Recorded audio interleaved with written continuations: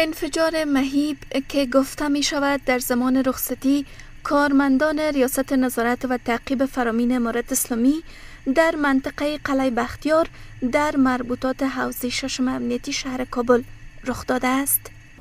دقیقاً عصر روز دوشنبه اینجا نزدیک به درب ورودی لوی سارنوالی انفجار رخ داد که در پایان شمار از باشندگان و کارمندان لوی سارنوالی جانشان را از دست دادند و همچنان شمار زیاد دیگر زخم برداشتند.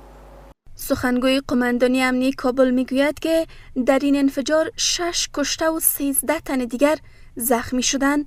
خالد زدران می‌افزاید که یک زن نیز در میان کشته شدگان است.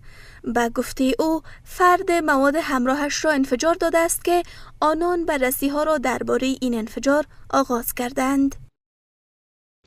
پرون مازیګر د شپږمې حوزې اړوند قلعه بختیار په سیمه کې یو کس چې پر ځان پورې تړلو چاودېدونکو موادو ته انفجار ورکړی و.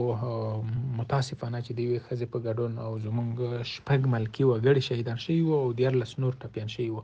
په دې اړه لا هم د امنیتي ځواکونو څېړنې روانې دي. کوشش کیږي، هڅه کیږي چې د دغه ظالمانه پیښې عاملین پیدا کړي او د قانون منګول ته وسپاري. این عکس ها که در فضای مجازی دست به دست می شوند هویت جان باختگان این حمله انتحاری را نشان می دهد. حجت الله مرزایی، احمد امین ناصریار، الهام الدین، وحید الله و خیرالدین مظهری 5 تن از جان باختگانند.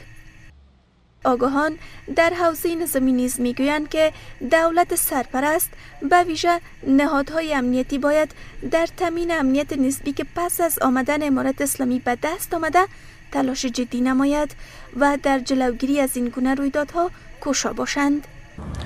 در حالی که بارها مسئولین استخباراتی و کشفی امارت اسلامی افغانستان در مورد تامین امنیت بهتر سخن گفته، باید در این راستا جدی باشند و قبل از آن که مخالفین حمله های چنین مشابه را سازماندهی می کند باید جلوی آن گرفته و خنثی شود.